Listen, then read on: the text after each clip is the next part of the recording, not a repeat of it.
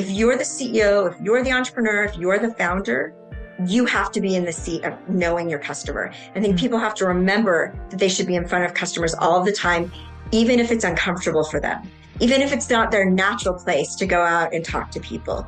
It's your company, it's your product, talk to customers.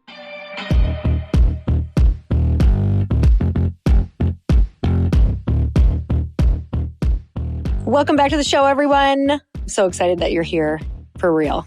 Every time I say that, I truly mean it, because this would be no fun if I knew no one was listening. So it's so cool to see all of you uploading stories and sharing the podcast and reading your reviews. I am so grateful for you. So I just want to tell you that today, I know I say I love my podcast all the time, but I'm not sure if this was one of my favorite conversations because I just totally vibed with this woman, or because this is exactly where I'm at on my journey and she had all of my answers, or if it's because this is a woman that I strive to be like, or just because, like I said, the energy was so good. But Cyd Tetro is a woman that you need to know if you do not know who this is yet.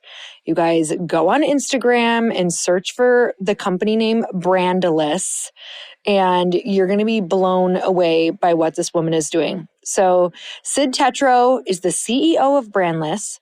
She's an innovator of experience, a growth leader, technologist, STEM advocate, author, and speaker. She recently raised, wait for it, $118 million, which is the largest fundraise led by a woman in the Silicon Slopes. Brandless is a mission-driven, omni-channel commerce platform that is growing through technology and the acquisition of mission-driven brands. So prior to that, she was CEO of ForgeDX, which is a customer acceleration platform used by companies like Verizon, Adobe, Microsoft, Dell. You guys, this woman, just to tell you, has a very long bio, and she's really, really freaking smart. And not only is she smart, she is so fun, so approachable, so down to earth, and has such a heart of service that I was blown away. So if you listen to the podcast, I'm going to need you to go follow Cyd and go follow Brandless and check it out, because they have incredible products that you're going to want in your life. But before we get started, just listen in for wherever you are on your journey, whether you haven't started your business yet, or whether you want to move up the corporate ladder, or whether you're scaling your business and you want to make it huge and she totally expands your vision. Whatever it is, I want to remind you that there are people out there who are doing it, and there are people who also want to help you. So let's dive in.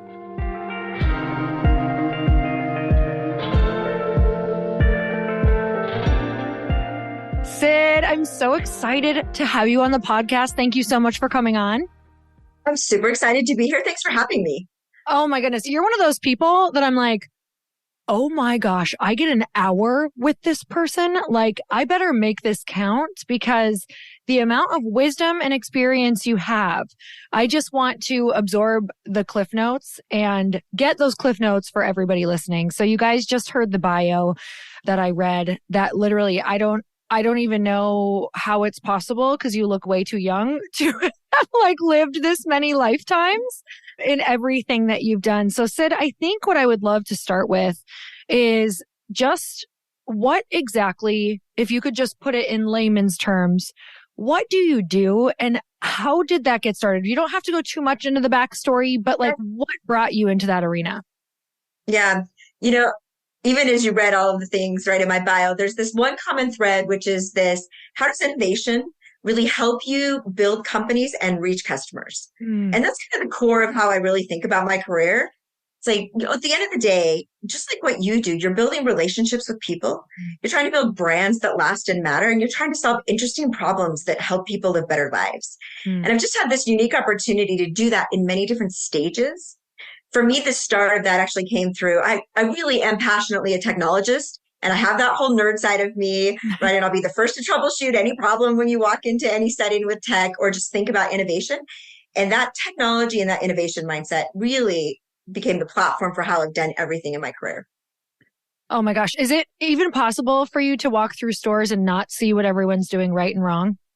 Oh, no, it's actually not. It's so funny. I was at the Consumer Electronics Show a few weeks ago, And we're walking through, and the gentleman, one of my colleagues that I was with, he's like, Cyd, it's so funny. You walk through, and then every comment you make is about the experience that's been created, the innovation. It's just becomes in your DNA. It's just how you see the world. That's how I see the world, I should say. This is literally why I'm so excited to talk with you. Not only because right now I'm coming out with a new product, but also I think everybody listening right now has something where they're wondering what they should be thinking about. Like, where are their blind spots? And I think that'd be a great place to start is on this podcast, we have entrepreneurs, wannabe entrepreneurs, people who want to go and start that thing, people who want to start a product company, people who want to launch their own digital courses, but all of it comes down to that customer experience. How are we connected? What are we missing? So if you were just to say, let's just start basic, somebody launching something out into the world, whether it's a digital product or whether it is a physical product, what would you say are some of the things that we should be thinking about right now when it comes to our customer? Okay, so I'm going to give you a little bit of story and then a little bit of a highlight on how I think about that. At the core of anything we do, it's how you reach and speak to the other person on the other side that you're developing a relationship. Ultimately, customers are people you build relationships with.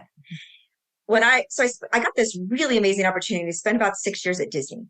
And I always knew customers and I always knew marketing, right? And I always thought about, okay, I know how to build my marketing message. I know how to reach someone on the core thing.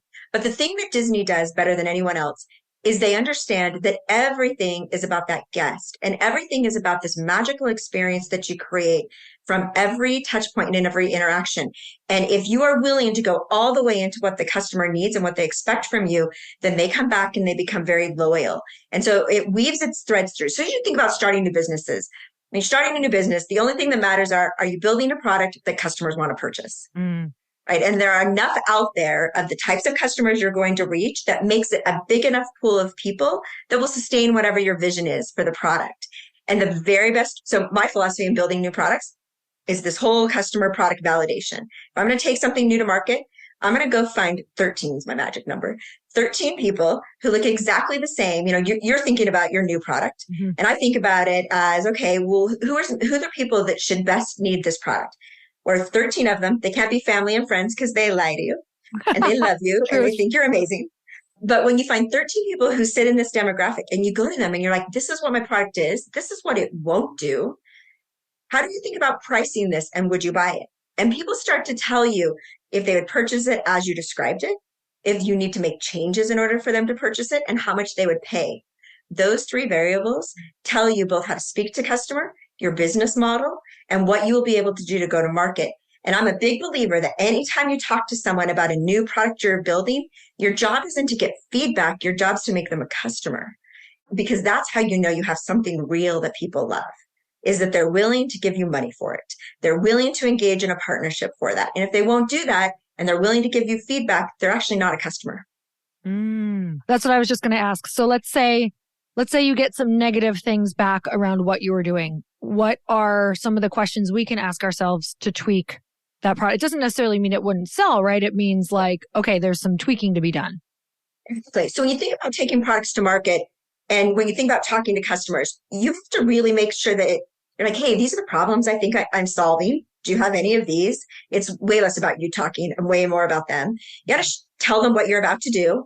And what we found is the number one key to actually building successful products is making sure people know what it won't do. So they actually make their decision based on limitations. We spend all of our sales time telling you benefits, but people make decisions in the gaps. So you want them to know what it doesn't do. And then you ask these, hey, how much would you pay? How many people would use it? How often would you use it? What are other products that you use that look like this? And you build this profile. So let's say you get back the negative data. It says, you know what, people think this is a bad product. And you usually don't actually say that. What you actually find is that some number of your limitations are holding the product back. And especially if you're solving a big enough problem. And so I call it the buy could be if. So what would I change in my product in order to get those people to purchase it? And can I change enough in the right type of structure that they would love it and they'd become an A customer and not a C customer? And so you can rank them like that. Interesting. Tell me a little bit about an A customer versus the C customer. When I am taking products to market and I'm trying to figure out if they're good fits, there's 4 variables that I track on. Their relevance, meaning if this customer doesn't say they love my product, does that mean I have a risk because I expected them to just love everything that I just told them about? So that's their relevance. Sophistication is how smart is that customer in this segment? Have they tried alternatives? Are they really familiar with these products? How sophisticated are they in the language of what this looks like? And then I track their buy as is. The product I told them, what's their propensity to purchase? And then we rank them A, and then buy could be if. And it's basically a grading scale, A through F, not an exact science. But if someone's going to totally buy it, you're like, oh my gosh, A, I don't even have to do anything. They just love me. Someone's like, well, super interesting. And maybe I'd use it one time. If it did these 6 things, then I need to put them in the C category. They're like, yeah, never purchasing, right? They're clear down on the bottom. And what you see after the course of 13 is where it starts to stack. Because if the customer is exactly the same, then they start to give you clustering feedback. And so then you can make your pivots. You say, oh, do you know what? All the majority fell in this kind of B- category, but they all told me the same thing. If I did these 3 things, they would totally love my product. So then I go back to them and I'm like, okay, awesome feedback, making these changes. And now will you purchase? And now you've got a customer pipeline. So by the time you deliver the product, people actually are buying it and their fingerprints are on it. I think this is really important for people to hear because when you're thinking of launching a product, you need feedback, I think, in the beginning. And if it's too late and you've already launched, you can still do it in the middle. And, one of the biggest things for me, even when launching this product, is thinking about, I don't have to be like, of course, I want a great product to roll out and I want everyone to love it. And even if you do, rounds of data and feedback, it's like there's still going to be way more feedback once you launch it. So can we talk about what that journey can look like when you're innovating even after you're launched? Like, detaching from needing to be perfect on that first round. How much can we innovate? What can we expect? What does that look like? This is a great question. So 2 terms keep coming to mind as you're talking. You've got this ongoing voice of customer. What the customer comes in and the feedback that they give you. And one of the things you're always doing with product is driving innovation.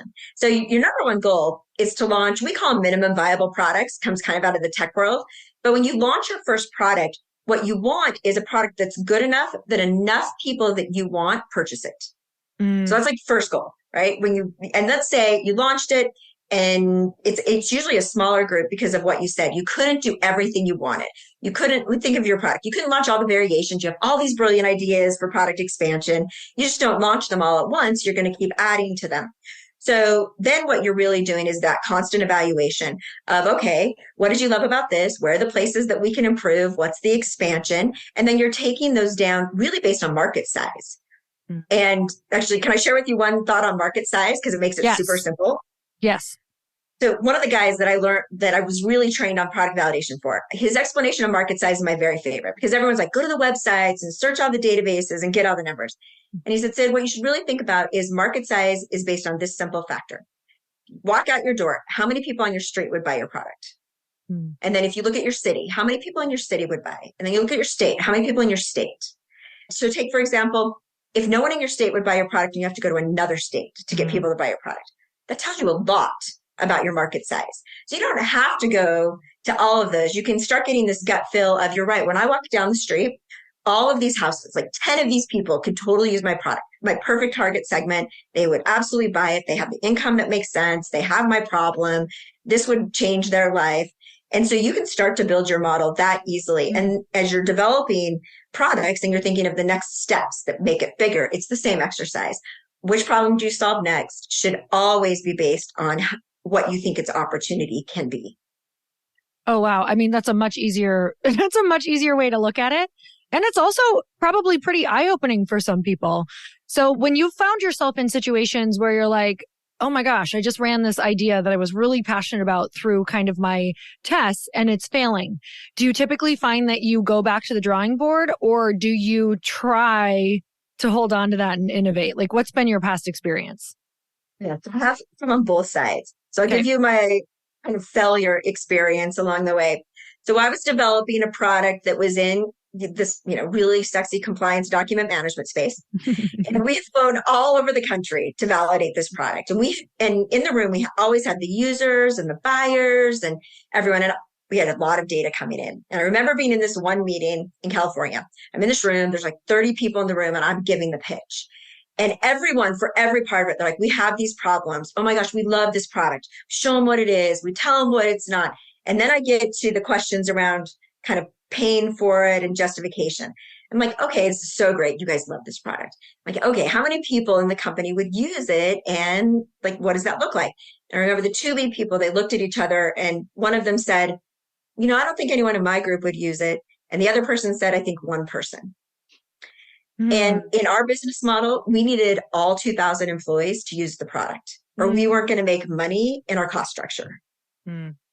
That became the final meeting where we had to make really significant pivots because we realized after a series of meetings that it was going to be almost near impossible to make changes to the product to meet the economics that we needed out of it. And we probably spent 9 months, a year on this. Like I was fully invested in where we were going. And it's really hard to separate yourself because you put so much of yourself into it. But really, we want to spend time building things we know are going to be successful. Now, I've had many other opportunities where the data was also wrong, but we could pivot enough in the product to get it to market so that it could launch, but the data helped us make the changes. Oh, it's so good. Sometimes it's so painful, but my God, you're saving yourself so much pain down the road. Pain and potentially millions of dollars. Because if you take the wrong product to market without that information, then you've spent all this time, cost, and resource for probably the same data you could have received up at the beginning. And because the world is so fluid, feedback is so ever changing, consumers are ever changing. The more you bring them into your innovation process and align with them, the more likely you have a success.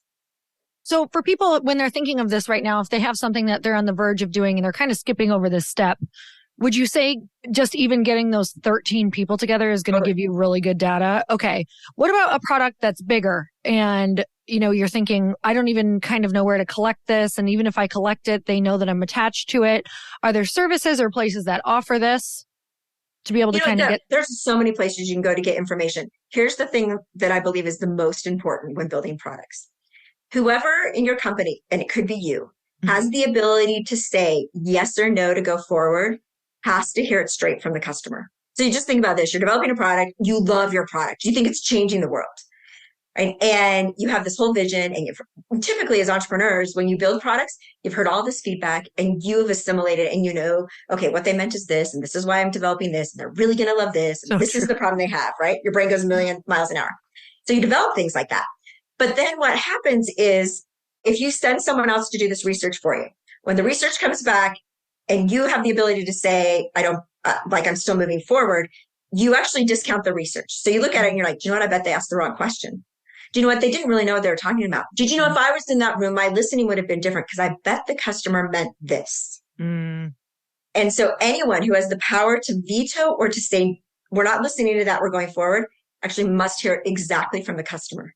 Because you just don't believe other people. Because if you're the person who did the innovation, your perspective on it is so different.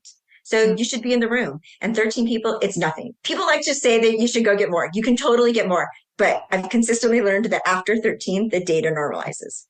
Interesting. Okay, so 13 is our lucky number that we can do. That's the lucky number. Yeah, I mean, it's so good to know something like that. Like all of us could get 13 people in a room. Like we could work on doing that. So that really makes it just feel more doable for anyone.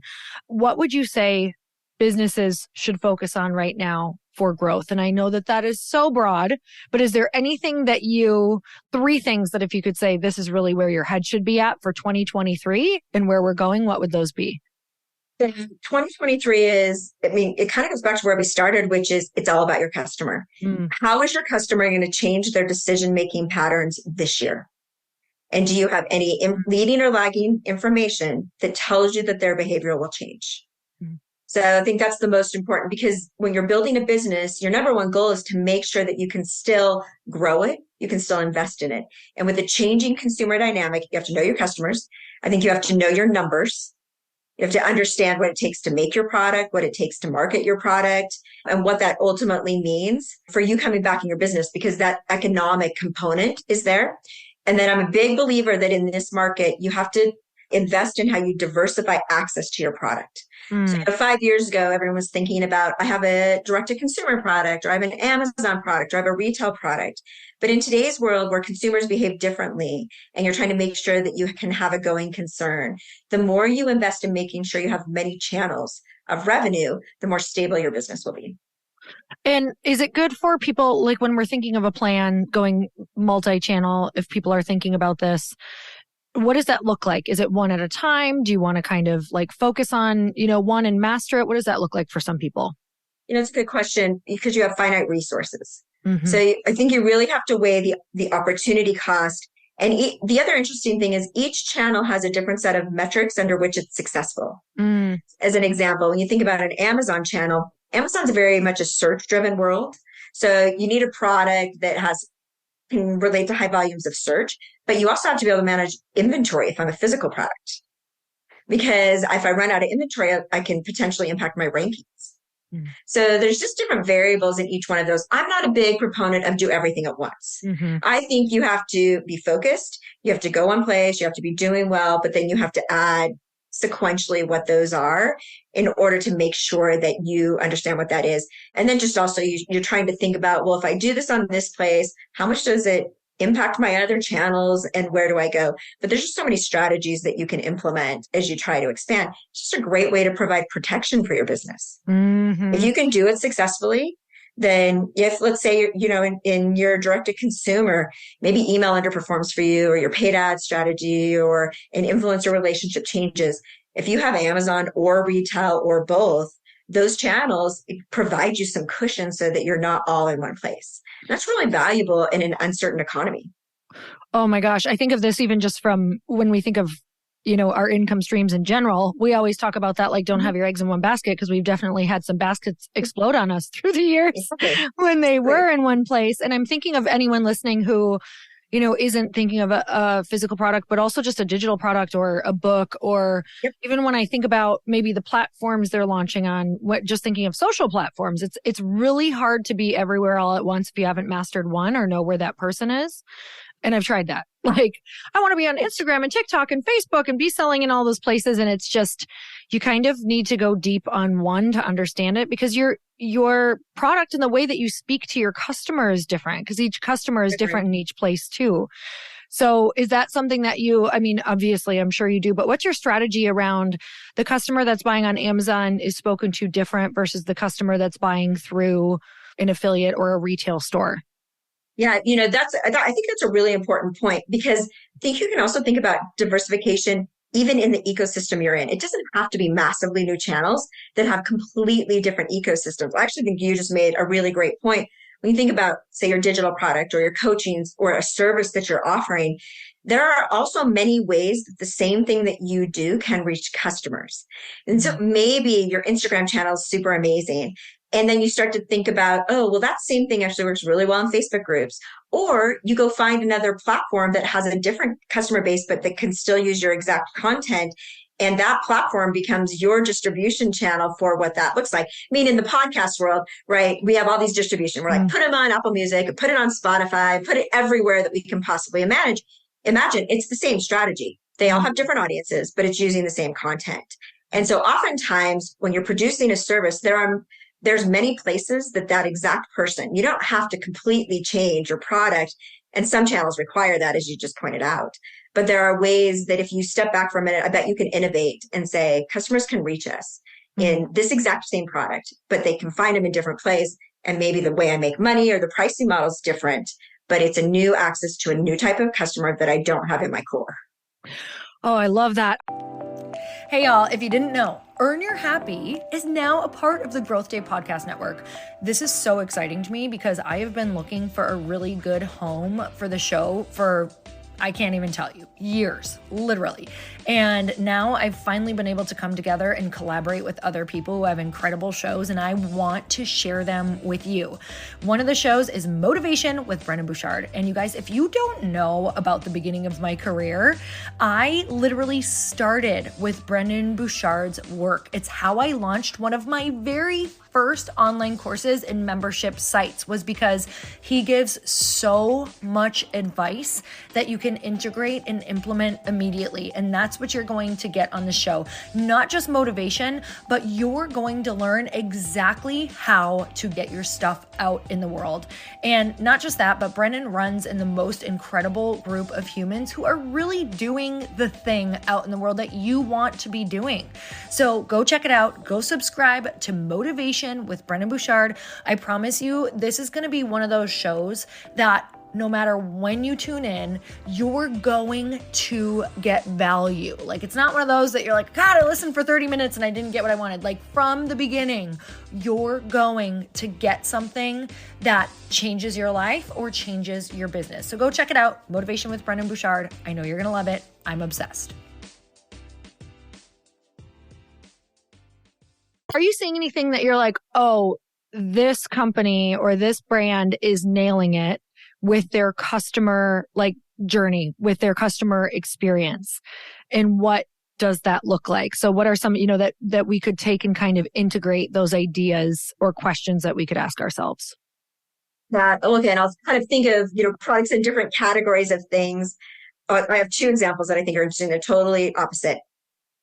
And I've had an opportunity to work, I should say, in some level, so I appreciate them deeply. But I think in the airline industry, if you take what an organization like Delta Airlines has done from a customer experience perspective, they have done this phenomenal job of anticipating what you might need to know and then making an experience better, which sounds completely ridiculous because the airline industry is like all sorts of crazy right now. But if you're a user in their app and you follow them on experience, they're proactively thinking about, hey, we know something that you don't know. Your flight's getting canceled. How do we notify you? How do we tell you that your gate is 10 minutes walk from here? How do we notify you ahead of time? How do we let you order food in the app and have it delivered to your gate? Just all of these things where, as a customer, if you have those experiences, and to do that, they had to activate not just your app, but the entire experience in an airport. And their entire experience for their people who do the below the wing type of work, the maintenance on the planes, the pilots on the planes, an entire system. The other one I'm just going to throw out is, I'm sure you've been to Lululemon recently. Yeah. So Lululemon does a fabulous job at experience. And I'll give you one specific instance where they go further than just when you walk in the store or how you think about how their associates or team members integrate with you. If you've ever gone in there, and they've actually used innovation to do this, and you're like, you don't have my size. I need my size in these. And they'll pull it up on their app and they'll say, hey, it's in the store. It's somewhere in the store. And for a moment you step back and you're like, oh no, like where is it in the store? Like, I'm never going to find it. Well, do you know what? They solved the customer experience problem where they can actually look at the exact RFID tag that is sitting in that exact pair of pants that's your size, and that it will tell them its exact location in the store. And then if they walk up to a rack, they can scan their device and it will beep when it finds your exact size, even if it's sitting in their returns bucket. Wow. I had no idea. So you just think about that from a customer service perspective, right? Yeah. You walk in, and how many times have you gone before to somewhere else where like, oh yeah, your size is somewhere in this store. And you're like, well, what am I going to do? I'm never going to find it. Mm-hmm. And you walk into an experience like that, and then they capture your cell. They capture your loyalty. You come back time and time again, and then you share that story. That's what great customer experience is about. Yeah, we have all these moments, right? Like you were just telling me about Delta. It's my favorite airline, but I hadn't with them been like, why is this superior? Like all the little things. There are things I realize and I know that why I think it's superior. But if we even start looking at that with every single experience that we're having and why we love certain companies. And I think that the innovation part of what you're talking about is where can we do something maybe that other companies that are totally opposite of us. This is where my head is at right now, Cyd. Like, what would be something unexpected in my category that I'm launching that's like, oh, I wouldn't even think they would even bother doing that because that's something that's maybe a higher up experience or customer service experience. So it's kind of like, how do we test? How much time and effort would you put into a customer service experience when you're first testing? Do you roll those out small? Do you roll those out bigger? What does that look like for you? Customer journey. I have this infinity loop that I use, right? Which always starts with awareness and ends with advocacy. Because the thing about customers it's always cheaper to keep a customer than get a new one. And so when you're building customers, your number one job is to make them love you at every step of their journey along the way. Because the advocates, think about the influencer market, you know this extremely well. right? People listen to people they trust, they advocate for the things that they love. It's the cycle you're building as a company. So when I think about the customer journey, and there's a whole bunch of points in that, from awareness to information to evaluation to purchase, post-purchase, all of those steps.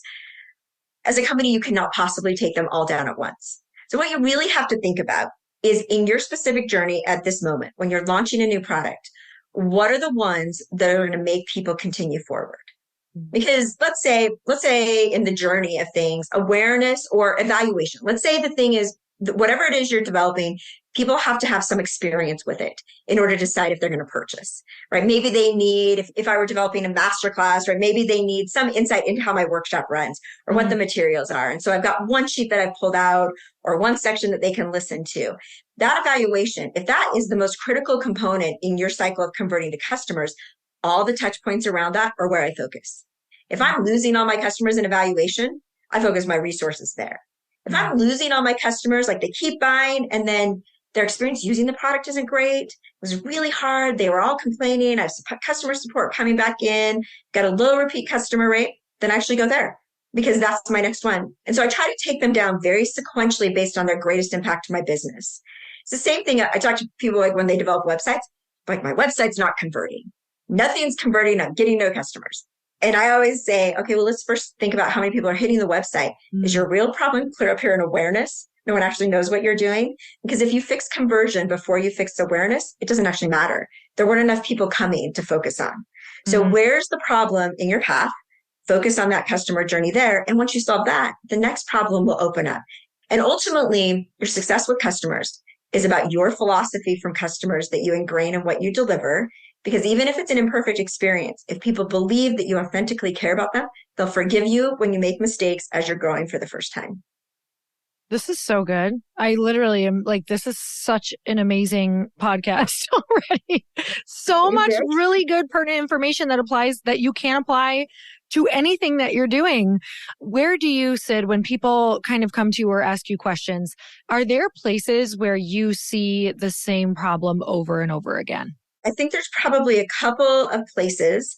I think one, if people don't know their customers well enough, or as an entrepreneur, they're not the one talking to customers.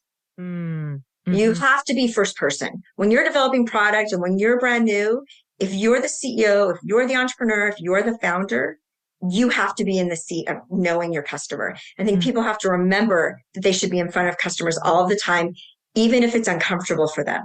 Even if it's not their natural place to go out and talk to people. It's your company, it's your product, talk to customers. Okay, so that's amazing information, because I was just thinking about the times where I felt closest to my customers and our people was when we were in our groups doing like 4-hour Q&As with people. And all of a sudden I'm like, gosh, I thought these people were having these problems, and we'd create content off of that, when actually they're having totally different problems. Like they were actually having more basic problems than I thought they were having, that if we could solve those, it would open up a whole lot more. But creating spaces. So now we try to create those within our businesses, no matter what. Like, how can we get in that data? Because I like to think my customer is a certain way. Like we kind of like make this dreamy avatar, and you're like, they're actually not that at all. Or they have something totally different than what you're thinking. So just creating those places, I think that's absolutely genius. Cyd, I would love to know about Brandless, how it got started, what you're super passionate about it, all of the things. Yes. Is that when I'm taking products to market, people often design for what I consider steady state. When my company's really big, everyone needs this. When my company's really big, then of course the experience should be this way. And they forget today, when you start, you have 0 customers. And so your number one focus is, how do you make it so easy for those customers to get your product and to engage with you? Because that's what really builds great brands. Is in the early days, it's so easy, whatever it is, because then once 1 million people use your product, you need different features. But today, no one does. And entrepreneurs are often, because they're so visionary, think about when the entire world uses their product, how amazing it will be. But they forget the journey starts with one. And so you have to anchor yourself in those first 5, 10, 50, 100 customers. And when you do that, you actually develop different things for them. You think about your content differently, and you think about your solves.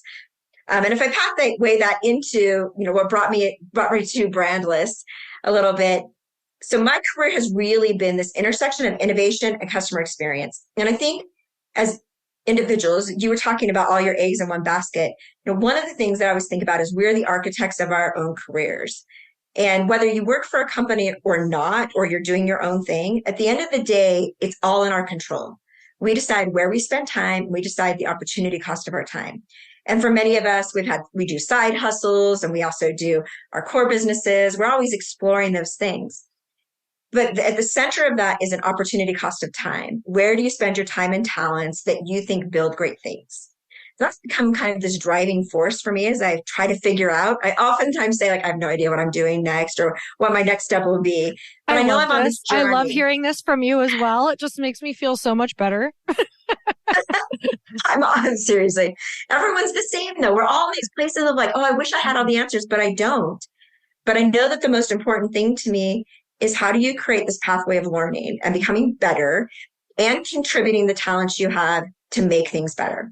One of the coolest things about building companies, including building Brandless, is that as we have success, I also get to help all of these other hundreds of people around me have jobs and contribute to their own families and find places and spaces for their talents and their careers to expand.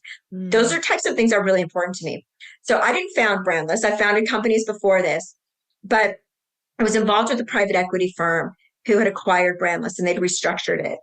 And they needed someone who sat at the intersection of technology and customers to basically take this and turn it around and create a massive growth engine. And so 2 years ago, I came in to do that. And over the course of that time, we've had this really fantastic journey. About 6 months in, we raised $118 million, which is a really large fundraise for a female entrepreneur. Mm-hmm. And we pathwayed that into an ability to acquire companies to accelerate our growth. We leaned into creating all of these marketing engines that as companies come in, we can add a ton of value from the beginning. We've added hundreds of jobs into the ecosystem. We find ways that we get to give back, and we call it better together in our ecosystem, but spend time using our products and our resources and communities that we're in and in the broader country and even the world. And so for me, what we're building, which is really, it's a products company. So we have I call it CPG3 because I think about what's happening in Web3 compared to the consumer market. Mm-hmm. And because the thing I believe has happened with consumers is people are becoming the platform. They want to be a force for good. They want to advocate for the things that they love, and they need platforms to do that. And so what we're building is a platform that not only lets them do that, but that has products that help them take better care of themselves, their families, and the planet. And that by bringing together brands that are tied into that, we build a platform that allows us to deliver that value to people and individuals and families. Okay, this lights me up so much, which is why I was so excited to talk to you too, because I kind of found my purpose through a product, meaning my purpose in life, which is to help women make money, help people get great products into their life, because products really can change our lives, especially if there's vehicles for us to maybe make money with that product, or whether maybe it's an opportunity for us to play the hero and transform someone else's life by even sharing this product. Maybe there was nothing that even was attached to it outside of just sharing it, and you get to be the hero with it. So I love that you're finding these incredible products and putting them all in one place, which is so exciting. And also just working with all of these companies and aligning and giving them a home, which is so cool. What do you look for in products? What is it that you're looking for when you're going out and acquiring? Like, what does a company have to have for you to be interested in it? Yeah. And, there's a couple of things. You just mentioned one of them because as we were talking previously and you were telling me about this path you've gone on in the product, I think anytime you can find what you're passionate about and how it aligns with what you take to market, it's magic. Because the way you problem solve and like what you're doing with helping other females be able to invest in products and bring them to market, I just love it because it matches those two things. And when I think about companies that we look at, we're also looking for amazing entrepreneurs who have taken a product to market, that have established some amount of growth and profitability so that there's proof in what that is. And then there's this amazing expansion opportunity that can come so much faster when you put it into growth engines.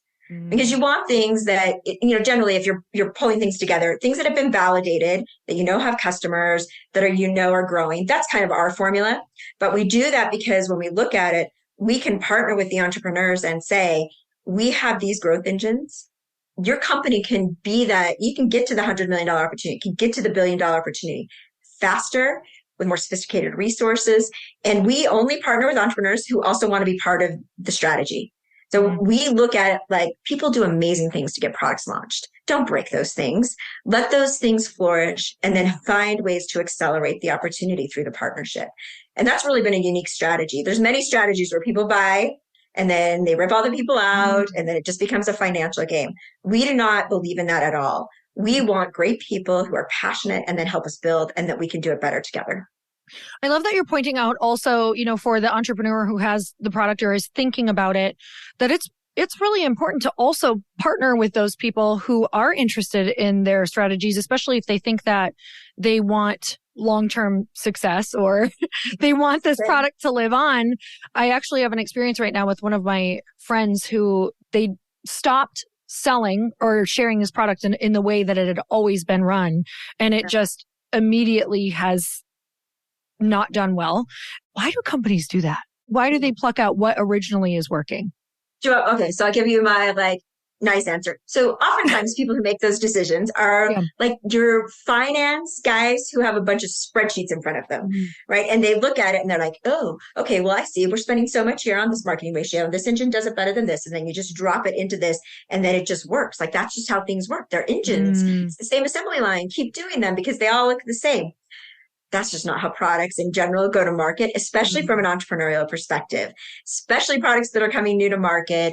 To get something to grow, I firmly believe an entrepreneur has done something that created magic for the brand. And there's some formula, just like when you're launching your product, there's some formula that you have that because of who you are and how you believe and the people you line behind it, it drives its success. And then it keeps the revenue coming because of how you invest in that. Some elements of those are so unique to the product that if you underappreciate them and you do what happened to your friend's business, someone swaps them out and they're like, oh, just kidding. All influencers the same. It all looks like this. And they swap those channels. They basically assumed that every element was the same and they didn't take the time to appreciate what actually made the business successful. Because there are some places where you can get synergies. We can drop you into a finance team. We can drop you into regulatory and compliance. There's logistics. Those teams are process driven. But customer relations, the way you speak to customers, the way you engage them, that tends to be a formula for success for every company. And if you basically disrupt that, you do exactly what happens. You tend to lose revenue and the recovery is hard because then the customers become frustrated with the changes you made. Is there a scenario where, if somebody's listening and they're like, oh, I would love to find a partnership like that, but maybe eventually not have to be in it and totally sell the company? Is there steps to being able to keep that magic, like integrate it into the new team, or what does that look like? Yeah, that's a great question. Absolutely. Everyone has some horizon for, especially if you're going to do a transaction where you move from being like the complete owner of that business into a partnership with someone. Most of those deals are actually structured that over some course of time, usually like a 3 to 5 year horizon, that you're working together, the incentives in the deal are aligned so that you have the time to say, how do you transition this? How do you make sure your customers are protected? How do you make sure that you're setting this business up for long-term success? The entrepreneur is just so key. If you do your disruption too quickly, it will fall apart. But you can find ways to replicate that and reproduce it. You just need time and a strategy and smart other people around them. Let's go back to the kind of that formula that you look for within where it's like solving a problem and something people are passionate about, because sometimes I think we can get really lost in, even right now, I'll use myself as an example. It's really easy for me to get on calls with people in retail or data and forget that I have found kind of a magic, in my personal opinion, kind of found this magic that I know works within my audience. For somebody listening who might be getting discouraged, like, well, gosh, I don't know how that's going to work in that next phase or in the retail phase or how I'm going to grow, but you have something magic right now within a problem you're solving. I guess my question is, how do you kind of stay focused on that and grow? And what is that formula that you have found that works in the beginning? I think you're right. When you're building in the beginning, you're basically balancing priorities every day. And so when we step back, we really do look at it a little bit formulaic. And so we look at things like, what's the size of the price? So let's say you have 10 options of how you can grow your business in front of you. Okay. We tend to weigh them against what's the strategic fit with how you're growing your business? And what's the size of the prize? And then what's the cost to do that? Because what you have finite amount of time. So people bring you, I was actually talking to a female CEO friend of mine yesterday, having this exact same conversation. And she has these 7 great, super great ideas sitting in front of her. And all of them could be really awesome. And some are super fun and like some of them are different. And I asked her the same question. Then ultimately, when you look at this list, you have finite amount of resources. We all do. We only have so much time. So the way you have to think about where you spend your time is, what is the opportunity cost, the size of the price, and what's the strategic fit? And then you prioritize those first. Some of them you can do in parallel because let's take your retail example. Retail takes a long time, right? It's not like we decide tomorrow and we're in some retail shop, right? It takes a whole series of planning. So sometimes you lay those foundations, but you really do have to sit back and say, for the amount of resource I'm going to go spend, and I have a finite amount of resource, where will be the place that I get the biggest bang for the buck? And sometimes you don't know, so you might start both of them, but you have to be tracking what those are so that you know when your decision point can come that will take the next level of investment or time. Because when we're built, like at least every time I've built businesses, I'm always spinning up everything. I'm like, oh yeah, let's say yes to that. Oh yeah, let's go do that. And there have been instances where my yes led to a ton of work, but if I hadn't have said yes, I wouldn't have gotten the next opportunity. So I had built a company called 3D Plus Me, and we could make you Iron Man. So we built a 3D scanning system. We'd scan your face. You could buy yourself as a 3D printed collectible. And eventually Hasbro built a posable toy line. And I launched it originally at Comic-Con in San Diego. And after Comic-Con, I got a call from one of the big retailers. And they were like, hey, Cyd, how many stores can you launch in 60 days? And I just launched like Comic-Con, end of June. And they're like, how many stores can you launch in? And my first response was, well, how many are you going to pay for? That was like my first response. And then my second response was, I came back to the team and I'm like, we have to launch for Superhero September. That's in 60 days. How many stores can we launch across the country? I'm like, I have no idea. And so then we started down this, and then I went through this decision-making thing of like, I actually can't sell full 3D printed characters. They're too expensive. I need toys. Oh no, I've never built a toy line before. Oh no, who do I need to call? I better call the Hasbro guys. Oh, we need a toy line. Okay, we have to go through all the product testing, do everything. We did this over the course of 60 days. In 60 days, I knew no one of those answers. Actually didn't even know one person at Hasbro on that 60 day prior to Superhero September. But because I thought the opportunity was so great, I jumped all the way in. Now, the final product ended up with us like taking heads off of superheroes, placing them with the 3D printed ones, repackaging them and shipping them to customers because it was the only way in the timeline. I still have all the heads at my house. I'm like never getting rid of them. Oh God. But I know, totally. I got Captain America and Iron Man. You need to just let me know. I love them all. I just don't know what I'd do with their heads, I'm going to make a statue someday. It's going to be really great. That would be amazing. But we did all of this work as an entrepreneurial team because we knew if we didn't do it, the next opportunity wouldn't come. And by us jumping all in and knowing that that was going to open the next door, it did. A year later, it expanded into the next largest retailer and kept going and kept going. But all because we had this mindset of what's the opportunity cost? Where are we going to jump in? And then we moved those forwards. And sometimes we hit barriers and we pivoted. But your energy and your ability to be successful is really about your ability to say, this is a great opportunity. We're going to pivot. It's not perfect at the end. Like I'm taking off heads, but I launched a product and that gave me next opportunity. So you can't forget that scrappiness that I think really is what makes entrepreneurs so special. It's why they're so great. It's what big companies can't replicate. I love that. Okay. This leads into my next question. How much of it for you has been just like an intuitive passion, like the energy is coming from your pure excitement over the idea? Because I know that you are such a business person and it's really easy to go to see an opportunity that's brilliant and genius and will totally work, but your energy maybe has not been there. So I have a hard time like embracing things that I don't like love. A good example. I don't love everything in like all the financial tech space, even though I know it really well. So like getting super excited about how I go launch those, like it doesn't really like light me up and make me super excited to go. I have definitely drifted my career towards consumer things.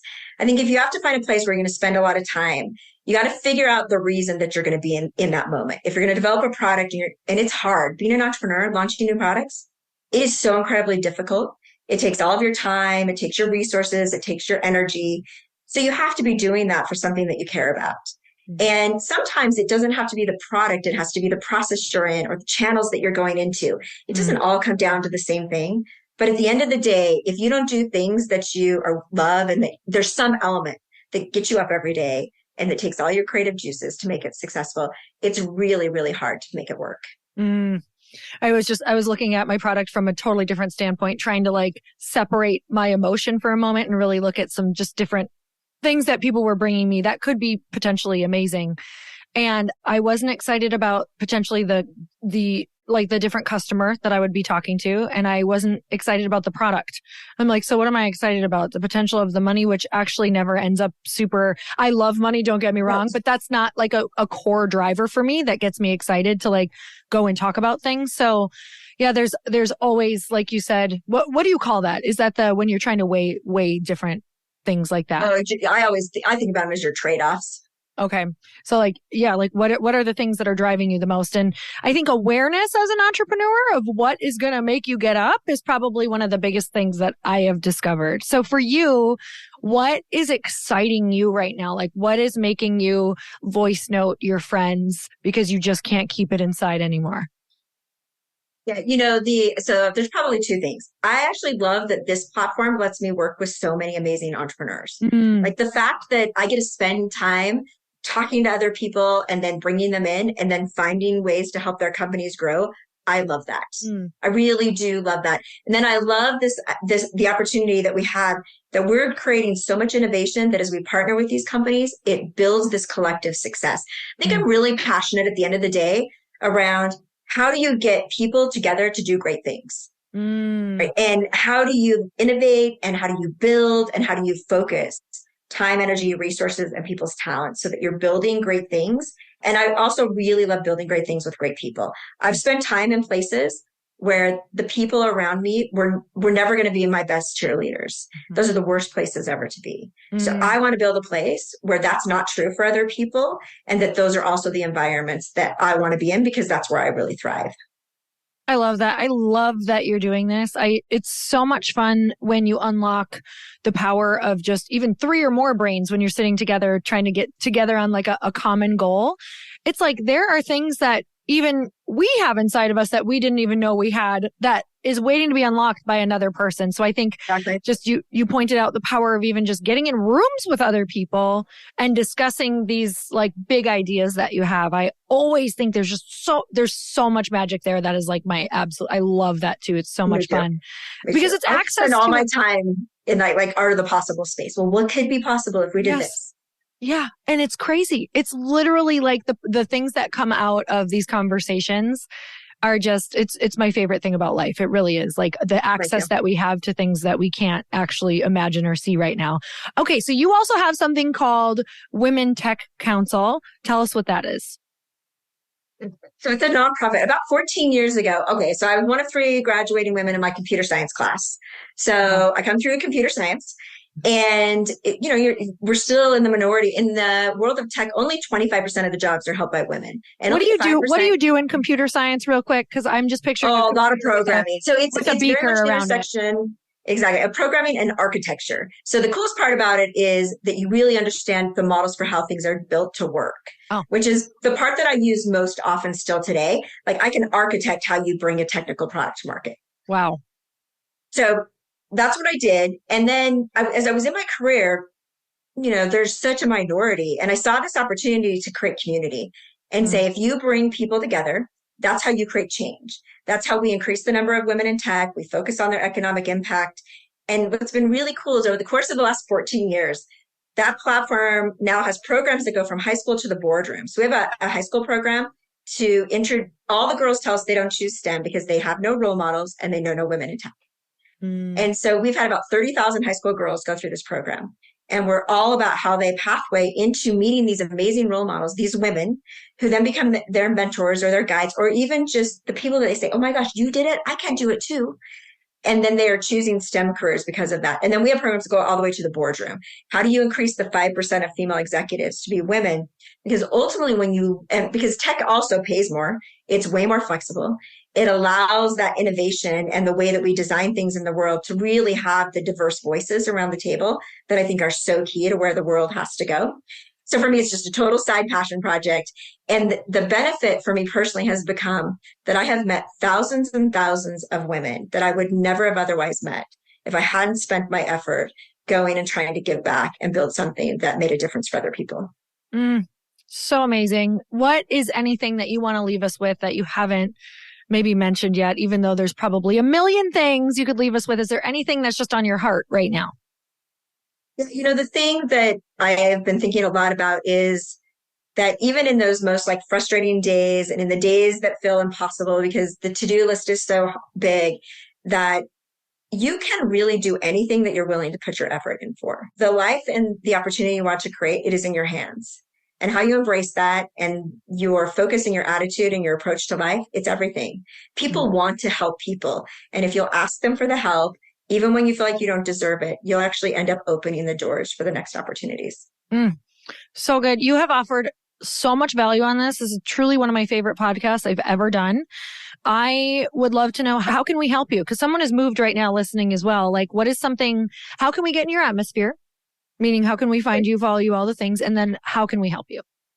Oh, those are fabulous questions. I mean, always help me by supporting my businesses, right? Okay. What does that look like? Like real quick, what does that look like to support your business? Well, so like at Brandless and brandless.com, we have all sorts of amazing products. Like one of the products we have purchased is the best plant-based protein in the whole world. Banana maple syrup is the top selling flavor. And Sold. So it's like amazing. I want to tell you, we just tested this like lean sip greens product today that actually didn't taste like greens. It was amazing. But it's all about like, how do you support entrepreneurs and the products, right, that they're bringing to market along the way. And I tend to talk a lot about the things that I'm doing, whether it's in my LinkedIn or on my Instagram or on Twitter, which are all Cyd Tetro, CYD TETRO. Okay, you're amazing. We're going to go to Brandless and we're going to get some bananas and maple syrup, and our life is going to be so much better. That's right. I'll get you that. You got it. Our dog's name is Bananas. I'm very excited about this. So that's great. We're so grateful for you. You guys absolutely go and check it out. I know that she just brought a whole new world into your world, which means more opportunity for us. So thank you for being such an expander for myself and everybody listening. And you guys, one of the biggest things we can do is give her a shout out. Let her know what the biggest takeaway was. And of course, go check out her company in the show notes. So brandless.com, you guys. And Cyd, thank you so much. So grateful for you. Thanks for all the work you do and the platforms you're creating for all of us. And until next time, earn your happy. Bye, everyone.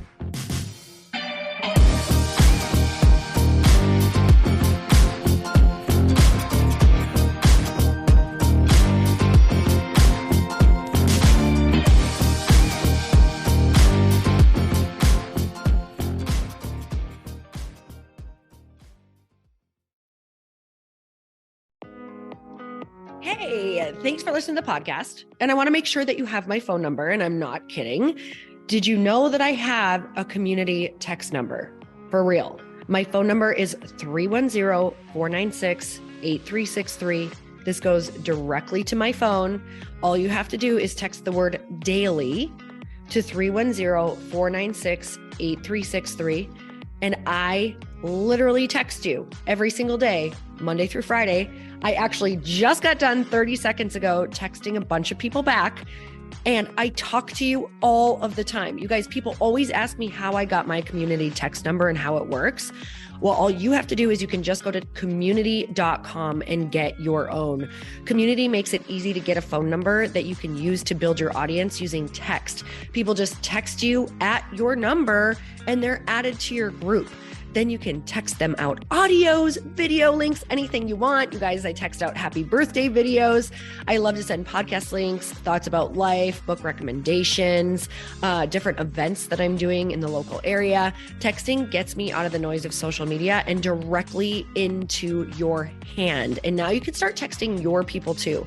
Just go to community.com to get your phone number. They give you a 10-digit real phone number, not those weird short codes that look like spam, but it's more than a phone phone number. Your new number comes with an inbox for SMS and texting. This means you can actually manage your text list from your computer and an app on your phone. You can schedule text to send at certain times and to certain groups. You can even set up auto replies or let your assistant or customer service team answer your text messages via Community's awesome dashboard. Just go to community.com and ask for a free demo. They'll show you how it works and get you your number. It's time to start texting your audience versus just posting on social media. Everyone uses Community for that. So go check them out at community.com. I can tell you it's not just great for communicating with my audience, but Chris and I use Community and our texts to also sell out our launches. I'm telling you, you get such an incredible response because you really are creating a true, deep sense of community. And it's so intimate. It's freaking amazing. Go check it out at community.com.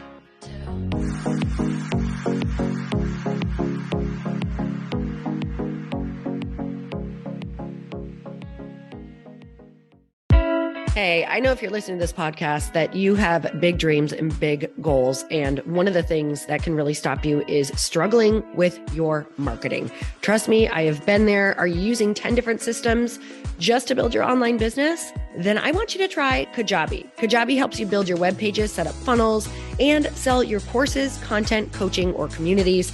You've been hearing me talk a lot about funnels on this podcast and the importance of your email list. You can get a free trial at kajabi.com. That's Kajabi.com. I've talked about Kajabi before, but here's something that's super cool and new. They just rolled out an AI assistant for creating your online course curriculum. And this means you just type in a topic that you want to create on a course or webinar and bam, it just generates a sample outline for you. It takes a ton of the hard work away. Of course, you're going to customize it to be your own, but this really helps you get over the struggle of how in the world to start, which is where most people stop. If you're like me, starting is always the hardest part, and that's what makes Kajabi so popular. They've made it easier for creators to build web pages, build courses, build coaching programs, build membership sites, build checkout pages, and build email funnels. So if you're struggling with any of those, you got to go check it out. Go to kajabi.com. Kajabi was really the first all-in-one system and is trusted by over 100,000 creators. I think that's good enough for me. Also as influencers and marketers who use this. And now their smart AI platform makes it easy to take what you know and turn it into an online course and business. Go start building with a free trial at kajabi.com. That's Kajabi.com.